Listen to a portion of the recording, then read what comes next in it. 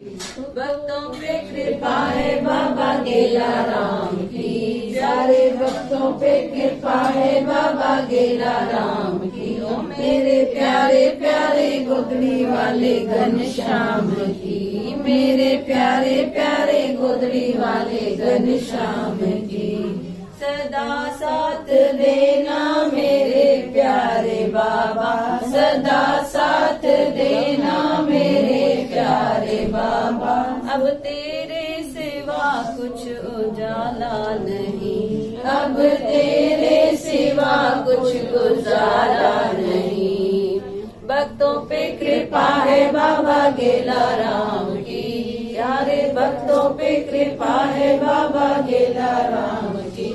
मेरे प्यारे प्यारे गोदड़ी वाले घनश्याम की, मेरे प्यारे प्यारे गोदड़ी वाले घनश्याम की। ओ मेरे प्यारे प्यारे गोदड़ी वाले घनश्याम की। तूने जो दिया है वो सब कुछ है प्यारे, तूने जो दिया है वो सब कुछ है प्यारे। जो हासिल नहीं वो तमन्ना नहीं, जो हासिल नहीं वो तमन्ना नहीं।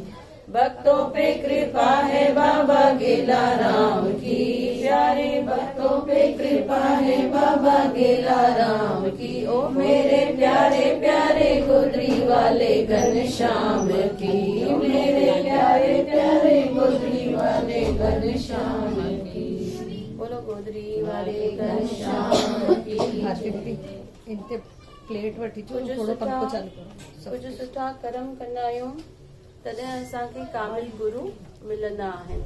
सभई गुरु साॻिया आहिनि, जोत हिकिड़ी आहे, रूप जेके आहिनि उहे अलॻि अलॻि आहिनि। बाबा हरदास राम साहिब बि जॾहिं नंढा हूंदा हुआ पंहिंजे ॾाॾी सां गुरुद्वारे हूंदा हुआ, गुरुद्वारे वेंदा हुआ। बाबा खे सॼी सुखमनी साहिब, जपजी साहिब, नितनेम जेको कंदा आहियूं डेली, सॼो ग्रंथ बि बाबा खे सॼो कंठित हुयो, सॼो यादि हूंदो हो। जॾहिं इंडिया में गुरुद्वारा ठहनि पिया छत्तीसगढ़ जे पासे, MP जे पासे, त जेतिरा बि उते गुरुद्वारा ठहिया उते गुरु ग्रंथ साहिब जॾहिं प्रिंट थी करे ईंदो आहे त पहिरियों कंहिं सूफ़ी दरवेश खां, कंहिं पौतल पीर खां उहो सॼो पढ़ाईंदा आहिनि भई हुनमें काई ग़लती त कान्हे, त उते बाबा खे घुराईंदा हुआ। त बाबा हरदास राम साहिब अलाए घणनि गुरुद्वारनि में विया ऐं उहो ग्रंथ छा करे आया, सॼो चेक करे आया भई हुनमें काई ग़लती त कान्हे, त बाबा खे उते घुराईंदा हुआ। बाबा जा जेतिरा बि धाम आहिनि, जलगांव बि वेंदा त उते बि गुरु ग्रंथ साहिब रखियल आहे। बाबा जी जॾहिं वरसी थींदी आहे गुरु ग्रंथ साहिब रखबो आहे ऐं उन मां बाबा वचन कढंदा हुआ। बाबा वटि केर बि वेंदो हो, बाबा पढ़ाई नथी थिए ॿार जी, बाबा चवंदा सुखमनी पढ़ो, 4 अष्टपदियूं पढ़ो सुखमनी जूं। केर वेंदो चवंदो बाबा बिज़नेस नथो हले, 4 अष्टपदियूं पढ़ो। वरी केर चवंदो बाबा ॿार जी शादी नथी थिए, 4 अष्टपदियूं पढ़ो। हाणे ॿार खे ॿार नथो थिए, पुट खे ॿार नथो थिए या धीअ खे ॿार नथो थिए, बाबा वरी छा चवंदा हुआ, 4 अष्टपदियूं पढ़ो। पोइ बाबा सां जेके मस्तानियूं हूंदियूं हुयूं, भई जेके मस्ताना हूंदा हुआ उहे बाबा सां बेझिझक ॻाल्हाईंदा हुआ। पोइ बाबा खे चवंसि था बाबा 4 अलॻि अलॻि मर्ज़ आहिनि, दवा त हिकिड़ी था ॾियो, जेको बि अचे थो छा था चओ, 4 अष्टपदियूं पढ़ो। त बाबा चवंदा 4 अष्टपदियुनि में ई 4 ई पदार्थ आहिनि, 4 अष्टपदियुनि में ई 4 ई पदार्थ, भई असांखे जेके 4 ई पदार्थ खपनि उहे सभु किथे आहिनि, सुखमनी साहिब में। बाबा चवंदा हुआ जेतिरो तव्हां नितनेम कंदा, जेतिरो इहे भॼन भक्ति सुखमनी साहिब, जपजी साहिब, जेतिरो सुबुह जो उथी करे अमृत वेले में उथी करे नाम सिमरन कंदा, ओतिरा पंहिंजा जेके कर्म आहिनि जल्दी कटिजी वेंदा। सभिनी जे मन में इहो वीचार ईंदो आहे भई मां त हिन जन्म में कुझु बुरो कयो ई कान्हे, पोइ भॻवान मूंखे छो एतिरा कष्ट थो ॾे। मां त पाण ॾिसंदा बि आहियूं जेके तमामु सुठा हूंदा आहिनि उन्हनि जे मथां ई भॻवान छा कंदो आहे, कष्ट। ऐं जेके थोरा ॾींगा हूंदा आहिनि उहे मस्तु मौज मस्ती वेठा करनि। पोइ कंहिं वक़्तु पाण बि चवंदा आहियूं भई गोल्डी बि ॾिसो चवंदो हो भई मां मुंहिंजे मथां कष्ट छो आया आहिनि। त साॻियो सवाल भीष्म पितामह पुछनि था कंहिंखां, कृष्ण भॻवान खां। चईसि मां त माता गंगा जो पुटु हुयुसि, मां त अॼु ताईं कूड़ बि न ॻाल्हायो ऐं मां त शादी बि न कई, मां त ब्रह्मचार्य रहियुसि, पोइ तव्हां मूंखे एतिरी दर्दनाक मृत्यु छो ॾिनी? तव्हां मूंखे तीरनि जी सेजा ते 18 ॾींहं मां उते कष्ट सहियुसि। त चवनिसि था 52 जन्म पहिरीं भीष्म पितामह खे चवनिसि था कृष्ण भॻवान भई 52 जन्म पहिरीं तूं हिकु ब्राह्मण हूंदो हुएं, तूं नदी क्रॉस करी पियो, तुंहिंजे हथ में लकड़ी हुई ऐं परे हिकु नांग वञे पियो, उहो नांग तोखे कुझु नुक़सान न पियो करे, पर तूं पंहिंजे बचाव जे लाइ छा कयो, उन नांग खे फिटो कयो उन लकड़ी सां ऐं तूं पंहिंजे रस्ते तां हली वएं, तूं पंहिंजो ब्रिज क्रॉस करे नदी क्रॉस करे हली वएं ब्रिज तां। अॻे उहो पत्थरनि जी ब्रिज हूंदी हुई। चवनिसि था उहो जेको नांग हुयो उहो वञी करे किरियो कंडनि जे वण में, उन नांग खे ओतिरी पीड़ा सहन करणी पई, जेतिरी पीड़ा तो उन नांग खे ॾिन उहो साॻी पीड़ा असां तोखे ॾिनीसीं, इन करे तुंहिंजी मृत्यु एतिरी दर्दनाक थी। त असांजा पिछला जन्म नथा ॾिसी सघूं, हिन जन्म में असां वाकई सुठा कर्म करूं वेठा, पर जेको बि दर्द असां सभिनी खे आहे वो छाजे करे आहे? पिछले जन्मनि जे कर्मनि जे करे। ॾिसो कंहिंसां अगरि सभु सुठो थींदो हूंदो आहे पोइ पाण छा चवंदा आहियूं, पक इन हीरा मोती दान कया हूंदा, पक इन गायूं दान कयूं हूंदियूं। त ॾिसो ख़बर बि आहे पाण खे सल्यूशन छा आहे, पाण खे सुठा कर्म करणा आहिनि, जीअं उहे ख़राब कर्म जेके पिछलनि जन्मनि जा थियल आहिनि 52 जन्मनि जो बि हाणे हुनखे भुगतणो पियो भीष्म पितामह खे। साॻियो सवाल करनि था धृतराष्ट्र, पुछनिसि था हिन खां कृष्ण भॻवान खां भई मां मूंखे तव्हां सूरदास छो ठाहियो ऐं मुंहिंजा 100 ॿार 100 जेके कौरव हुया उहे लड़ाईअ में तव्हां माराए छॾियो, त तव्हां चाहियो आहे त बचाए सघो आहे न, त मूंखे छो तव्हां एतिरी पीड़ा ॾिनी? त कृष्ण भॻवान चवनिसि था भई 12 जन्म पहिरीं तूं हिकु ॾाढो ख़तरनाक शिकारी हूंदो आहे ऐं तुंहिंजी जेका संगत हूंदी उहो बि ॾाढी ख़राब हूंदी हुई, इन करे चवंदा आहिनि जेका संगत करूं उहा सोचे सम्झी करे करूं। चङा ॼणा ईअं चवंदा आहिनि भई हे मुंहिंजी साहेड़ी आहे पर मां थोरी हिन वांगुरु कमु कंदसि, पर उहे अॻिते हली थी वेंदा आहिनि, छो त संग जो रंग ज़रूर लॻी वेंदो आहे। इन करे बाबा चवंदा हुआ सत्संगियुनि जी भई जेके मंदिर था वञनि उन्हनि जी संगत करो त उन्हनि जो रंग लॻे, त उन्हनि वांगुरु तव्हांजा कर्म ठहनि, बाक़ी जेके ख़राब आहिनि उन्हनि जी संगत खां परे रहो। त ही हूंदो शिकारी, ॾाढो ख़तरनाक शिकारी, हिन जा दोस्त यार हूंदा हुआ, सभई हिकु दफ़ो विया जंगल में ऐं उते वञी करे चटाभेटी लॻाइनि पिया, कॉम्पिटिशन लॻाइनि पिया भई केरु हिन बदक जे अखियुनि में 2 तीर हणंदो ऐं हुनजा 2 तीर बराबरि अखियुनि में वञी लॻंदा। सभिनी ट्राई कयो ऐं कंहिंजा 2 तीर लॻी विया, धृतराष्ट्र जा लॻी विया। हाणे उन वक़्तु उहो ख़ुशि पियो थिए, पर ईअं न सोचे मां कंहिंजो नुक़सानु वेठो करां, कंहिंजे अखियुनि जी रोशनी वेठो खणां। त असां बि कंहिं वक़्तु ईअं कंदा आहियूं, कंहिं महिल असां बि कंहिंजी मज़ाक उॾाईंदा आहियूं, उन वक़्तु असां खिलंदा आहियूं, असांखे मज़ो ईंदो आहे, पर हुनजी भरपाई असांखे किथे न किथे करणी आहे, या त हिन जन्म में या त ॿिए जन्म में। इन करे चवंदा आहिनि भई हिकु थॉट बि हिकु वीचार बि असांखे सोचे सम्झी अचणु खपे। असां पंहिंजा बुरा कर्म त न वेठा ठाहियूं ऐं जीअं जीअं बुरा ठहंदा सुठा जेके आहिनि उहे ख़तम थींदा वेंदा। वरी ॿिए दफ़े चटाभेटी लॻायो, धृतराष्ट्र हुनजे फ्रेंड्स जेके हुया 12 जन्म पहिरीं शिकारी हूंदो हो, राजा हूंदो हो। चईसि हाणे ॿी कॉम्पिटिशन भई हिन बदक जा 100 ॿार आहिनि, इन्हनि 100 जे 100 ॿारनि खे 100 तीरनि में ख़तम करणो आहे। उहा चटाभेटी बि हुन वक़्तु धृतराष्ट्र खटी वियो, उहा ई साॻी पीड़ा हिनखे हिन जन्म में भोगणी पई। हिन जा जेके 100 कौरव हुआ उहे लड़ाई में ख़तम थी विया। हाणे टी वञे थी केरु? मंत्रा वञे थी हुन वटि कृष्ण भॻवान वटि, चईसि तोखे त उहे बि महाभारत कराइणी हुई, मंत्रा रामायण जी हुई सॉरी, त मंत्रा चएसि थी तोखे त उहो ई राम भॻवान खे मोकिलणो हुयो किथे वनवास में, तोखे त उहो ई राम खे तूं पैदा ई न लाइ के भई रावण खे मारींदो, त तुंहिंजो त फिक्स हुयो भई तूं हुनखे वनवास मोकिली हा। ऐं हाणे नालो छा थी वियो भई कंहिं भड़कायो? मंत्रा भड़कायो। चईसि मुंहिंजो नालो छो ख़राब कयं? ऐं मंत्रा सां गॾु ॿी हुई कैकई। चएसि थी असां 3 हुयासीं, तूं मूंखां ई छो चवा रहे भई इहो वनवास वञे, जेके बाक़ी जूं 2 हुयूं कौशल्या ऐं सुमित्रा उन्हनि खे चई आ मुंहिंजे लाइ छो चए भई केकई मोकिलियो आहे। हाणे ॾिस सॼी दुनिया में नालो त मुंहिंजो ख़राब थी वियो न, भई केकई मोकिलियो आहे। तुंहिंजो त पहिरीं खां ई प्लान हुयो भई इहो रावण वटि वेंदो, रावण खे वञी मारींदो, त तूं मुंहिंजो नालो न खणी ख़राब करी आ। चईसि मां टिनी में ॾिसां पियो कंहिंमें सहन शक्ति वधीक आहे। कौशल्या में सफ़ा सहन शक्ति न हुई, सुमित्रा में बि सफ़ा सहन शक्ति न हुई। हिकु तूं ई हुईं जेका अंदर में बहादुर हुई, अंदर में हिम्मत वारी हुई। त मां ॾिसंदो आहियां भई केरु केतिरी पीड़ा सहन करे सघंदो, उनखे उहो पीड़ा ॾींदो आहियां। त इहो मूंखे टिनी मां हिक खे इहो कलंक ॾियणो हुयो।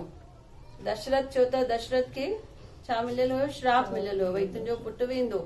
त टिनी मां हिक खे इहा ड्यूटी ॾियणी हुई, या कौशल्या खे या सुमित्रा खे या केकई खे। त चेक तो करे भई केरु वधीक कंहिंमें सहन शक्ति वधीक आहे। त हुनखे चएसि तो केकई में तो में मां ॾिठी सहन शक्ति वधीक आहे, इन करे इहा ड्यूटी मां तुंहिंजे मथां रखी। पोइ उते केकई खे आराम तो अचे भई भले मुंहिंजो नालो ख़राब थियो पर भॻवान मूंखे चूंडियो, भई मां हुनजे जेको लक्ष्य हुयो हुनमें मां हुनजी सफ़ाई हुनजी हेल्प करे सघियसि, मां हुनजी मदद करे सघियसि। त ही जेको बि थिए वेठो सॼो प्री प्लान आहे, भॻवान जो सभु कुझु ठहियल आहे। उहो असांखे छा था बणाइनि, असांखे ज़रियो था बणाइनि पंहिंजा कार्य सिद्ध करण लाइ। जीअं रावण खे मारणो हुयो, राम खे मोकिलणो हुयो, केकई खे यूज़ कयूं, केकई जी हेल्प वरितऊं भई राम वञे ऐं रावण खे मारे अचे। त ही जेको थिए पियो हिकु नाटक, बाबा त ईअं चवंदा भई हिकु नाटक वेठो थिए, हिकु मूवी वेठी हले, पर असां हुन में एतिरा इन्वॉल्व थी वेंदा आहियूं, एतिरो ॻाल्हियुनि खे पर्सनली खणी करे एतिरी पंहिंजी लाइफ ख़राब करे छॾंदा आहियूं, पोइ पछताईंदा आहियूं भई असां छो एतिरो गुस्सो कयोसीं, छो एतिरो झगड़ो कयोसीं, छो एतिरा नाराज़ थियासीं, छो एतिरो टेंशन खयोसीं। त ही सत्संग इन लाइ ई ठाहिया आहिनि, असांखे वरी वरी यादि ॾियारण लाइ। माया में वेंदासीं, हाणे घर वेंदासीं वरी सभु विसरी वेंदासीं, वरी मंगल ॾींहुं मिलंदासीं, वरी कथाऊं, वरी सभु यादि अची वेंदो। भई सच्चाई इहा ई आहे, सच्चाई इहा ई आहे, पाण जेको ॿाहिरि करूं वेठा उहो सॼी माया आहे। बोलो गोदरी वारे घनश्याम की जय। ओ हाल पंहिंजे दिल जो सजो, हाल पंहिंजे दिल जो सजो, बाबल खे ॿुधाईंदसि, सतगुर खे ॿुधाईंदसि। ओ बाबा मुते महर कयो, साईं मुते महर कयो, मां तोखे मनाईंदसि, मां तोखे मनाईंदसि। ओ बाबा तुंहिंजे दर तां कई बाग बणाए विया, ओ बाबा तुंहिंजे दर तां कई बाग बणाए विया। ओ मां बि तुंहिंजे दर ते अची, मां बि तुंहिंजे दर ते अची, पंहिंजो बाग बणाईंदसि, पंहिंजो बाग बणाईंदसि, सतगुर खे ॿुधाईंदसि। ओ दासीअ जो अर्ज़ इहो, सारी संगत जो अर्ज़ इहो, ओ दासीअ जो अर्ज़ इहो, सारी संगत जो अर्ज़ इहो। ओ बाबा मुते महर कजो, साईं मुते महर कजो, विख अॻिते वधाईंदसि, विख अॻिते वधाईंदसि। ओ हाल पंहिंजे दिल जो सॼो, हाल पंहिंजे दिल जो सॼो, बाबल खे ॿुधाईंदसि, सतगुर खे ॿुधाईंदसि।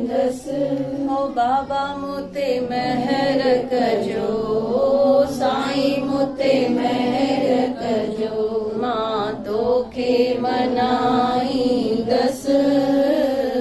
मां तोखे मनाईंदसि। बोलो गोदरी वारे घनश्याम की जय। बाबा तुंहिंजे दर तां कई बाग बणाए विया, मां बि तुंहिंजे दर ते अची पंहिंजो बाग बणाईंदसि। 2015 में मूंखे लॻे थो 14 या 15 में बाबा डबरा वारा आया हुआ मंडली में, त सत्संग पूरो थियो त गोल्डी आयो बाबा खे अची करे पेरे पियो पए, ॾिसो बाबा हिकु छोकिरी वणी आहे मूंखे, आशीर्वाद ॾियो हुन सां शादी थिए। चईस हाओ हाओ उते ई थींदी शादी, बाबा डबरा वारा चवनिस था।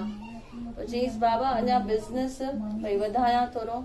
चईस उहा ईंदी पाणी लक्ष्मी बि खणी ईंदी, ऐं वाकई ईअं थियो। सेम ईयर न 2015 में सेम ईयर उन्हनि जी शादी बि थी वई, कोमल जी ऐं गोल्डी जी। त एतिरो विश्वास बाबा में उन्हनि जो, भई बाबा जे मंदिर में आया, डबरा वारे बाबा आशीर्वाद ॾिनो ऐं कमु रास थियो, लक्ष्मी बि आई ऐं शादी बि थी वई। जयराम अंकल हुया, उहे बि चवनि भई जॾहिं मुंहिंजो मन ख़राब थिए हिते हुते न वेंदो आहियां, सिर्फ़ु मंदिर में अची वेही रहंदो आहियां। बाबा जे अॻियां अची वेही रहंदा आहियूं, पंहिंजो पाण ई असांजा जेके मन में हलचल आहे सॼी सॉल्व थी वेंदी आहे। ऐं पप्पू अंकल हुया, उहे बि जो माना जॾहिं किचन में कमु हुजे या मंडली साहिब में जेका बि सेवा हुजे, हाज़िर ई हाज़िर हूंदा। भई काई शइ घुराइणी आहे, उन्हनि खे ख़ाली फोन वञे, सभु कमु छॾे पहिरियों अची मंदिर जी सेवा कंदा हुआ। उते 24 कलाक वरसी में भई बीठा ई हूंदा, भई कंहिं शइ जी ज़रूरत पए ऐं मां उते बीठो हुजां ऐं सेवा करां। त अॼु उन्हनि सॼे उन्हनि जे परिवार जे मथां बाबा जी रहमत आहे, छो त उन्हनि पंहिंजो तन मन धन बाबा जी सेवा में ॾिनो आहे। बोलो बाबा हरदास राम। पंहिंजे बचड़नि ते कर आसीस, सब जे बचड़नि ते कर आसीस। बाबा मां तोखे घर में घुराईंदस, साईं मां तोखे घर में घुराईंदस। कर बाबा मुते बख्शीस, कर बाबा मुते बख्शीस। बाबा मां तोखे घर में घुराईंदस, साईं मां तोखे घर में घुराईंदस। ओ मुंहिंजा ई बचड़ा तुंहिंजा ई आहिनि, मां बि त आहियां तुंहिंजी। मुंहिंजा ई बचड़ा तुंहिंजा ई आहिनि, मां बि त आहियां तुंहिंजी। कोसो वाहन तिनखे लॻे शल, कोसो वाहन तिनखे लॻे शल। पारत ॾियां मां तोखे तिन जी, बाबा पारत ॾियां मां तोखे तिन जी। तोते चोला चढ़ाईंदस, बाबा ते चोला चढ़ाईंदस। बाबा मां तोखे घर में घुराईंदस, साईं मां तोखे घर में घुराईंदस। हो जोड़े जी जोड़ बाबा तोरी जोड़िया, तू ही निभाईंदे नंगड़ो। जोड़े जी जोड़ बाबा तू ही जोड़िया, तू ही निभाईंदे नंगड़ो। खिलंदो ॾिसां मां तिनखे ख़ुशीअ में, खिलंदो ॾिसां मां तिनखे ख़ुशीअ में। बाबल खपे तुंहिंजो हथड़ो, मुंहिंजा सतगुर खपे तुंहिंजो हथड़ो। तोते चोला चढ़ाईंदस, बाबा ते चोला चढ़ाईंदस। बाबा मां तोखे घर में घुराईंदस, साईं मां तोखे घर में घुराईंदस। हो रग रग जो राखो तूं ही बाबल आ, पल पल जो तूं राखो। रग रग जो राखो तूं ही बाबल आ, पल पल जो तूं राखो।